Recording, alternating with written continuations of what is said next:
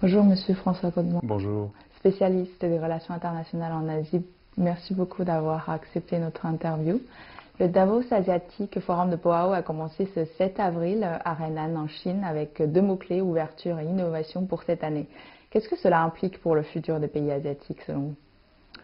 Évidemment, et Boao le symbolise bien, la montée de la Chine dans la diplomatie publique. Son influence au niveau du langage, au niveau des concepts et petit à petit au niveau des politiques. L'ouverture et l'innovation. L'ouverture, c'est ce que beaucoup de gens disent qui manque aujourd'hui à la Chine, alors que ça a été le symbole de la réforme depuis 40 ans.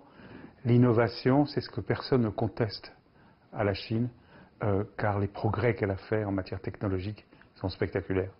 Le président Xi Jinping a présenté sa vision de construire une communauté de destin qui insiste notamment à rendre la mondialisation plus juste, plus équilibrée et plus inclusive pour tous. Qu'est-ce que vous en pensez de cette proposition? D'abord sur les mots même, la communauté de destin, c'est une grande tradition chinoise, de la culture chinoise. On peut rapprocher ça du confucianisme, tout le monde sous un seul toit. On peut même rapprocher ça d'ancêtres avant la Chine communiste, la destinée de la Chine. Un grand dirigeant chinois, naguère, l'avait employé aussi.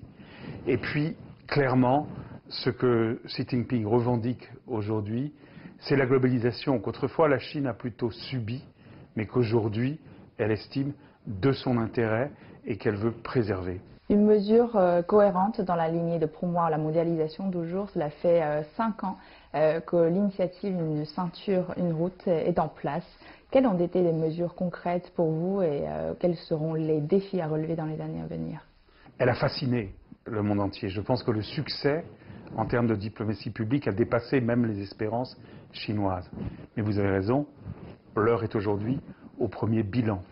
Et ce qu'on voit, c'est la capacité chinoise de construire, de matériellement transformer le monde par des infrastructures, par des investissements très importants.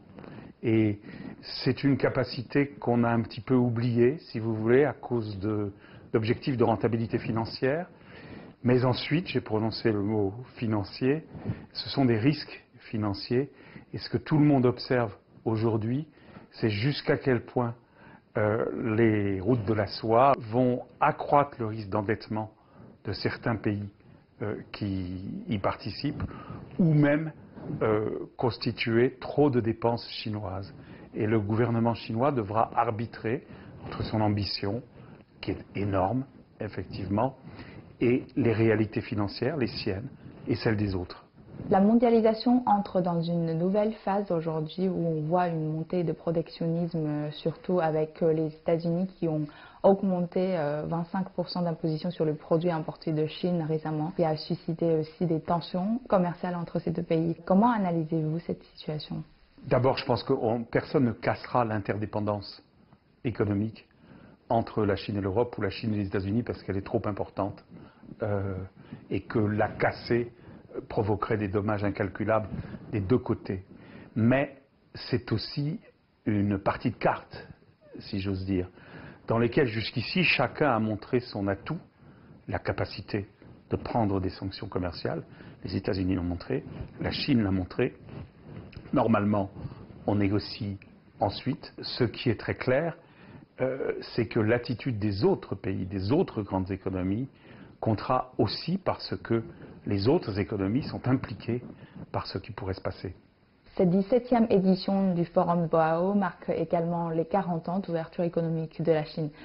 Comment vous résumez ces 40 ans et puis quels sont les défis qui attendent la Chine dans le futur? Personne ne conteste une croissance extraordinaire qui d'ailleurs continue. Au moment où nous parlons, elle reste dans les deux premiers avec l'Inde en Asie, dans la croissance, dans le taux de croissance économique. Personne ne discute que des centaines de millions de Chinois sont sortis de la pauvreté et ça reste un accomplissement considérable. Ensuite, la transformation des pays, la transformation sociale, les migrations depuis les campagnes, la prise en charge des personnes âgées, ce sont des choses qui ne sont pas encore entièrement faites. Il y a encore beaucoup de place pour des transformations économique et sociale.